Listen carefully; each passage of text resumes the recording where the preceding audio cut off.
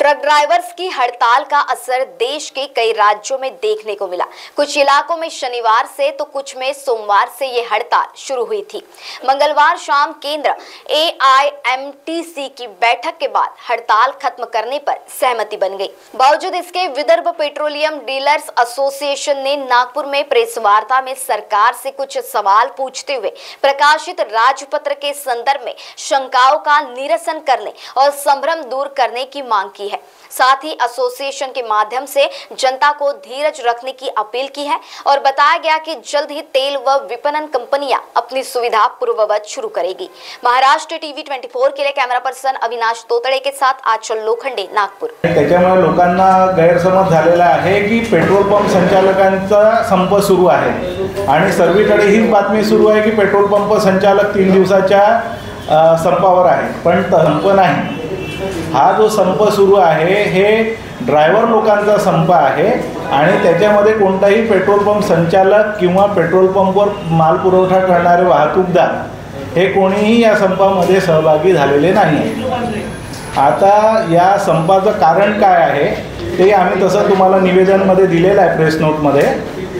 जो भारतीय याच्यात कायद्यामध्ये जे बदल झालेले आहे तर मोटर व्हेकल ॲक्टमध्ये ॲक्सिडेंटमध्ये जे बदल झालेले आहेत 10 वर्षाची जेल आणि अजामीनपात्र गुन्हा त्याला केलेला आहे आणि त्याच्यावर 10 लाख रुपये दंड अशी माहिती सोशल मीडियावर फिरत आहे आणि त्याच्यामुळे सर्व ड्रायव्हर लोकांमध्ये भीती निर्माण झाली आहे। त्याच्यामुळे हा सगळा संप आहे।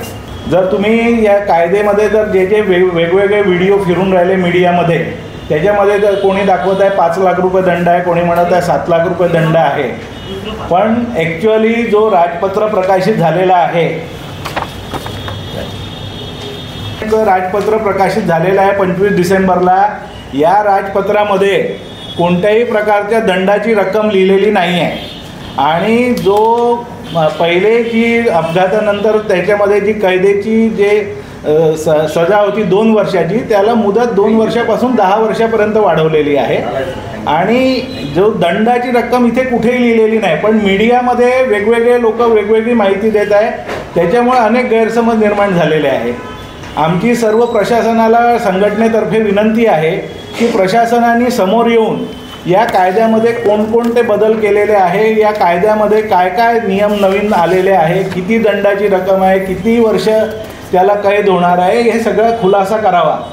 जर तो खुलासा झाला नाही तर ड्रायव्हर लोकांच्या मनातली भीती संपणार नाही। या उलट प्रशासन काय करत आहे की त्यांच्यावर लाठीचार्ज करत आहे आणि त्याच्यामुळे स्थिती अजून बिघडत आहे। तर आपल्या सगळ्यांच्या माध्यमातून आम्ही सरकारला विनंती करतो आहे की याबद्दल जी काही त्याच्यामध्ये काय फायदे आहे काय नुकसान आहे ते लोकांना समजवावे आणि हा कायदा फक्त ड्रायव्हर लोकांसाठी नाही आहे, हा सर्व गाडी चालवणाऱ्या सर्व सामान्य नागरिकांसाठी पण हा कायदा आहे। तर या कायद्याची माहिती सर्वांना मिळाली पाहिजे ही आमची विनंती आहे।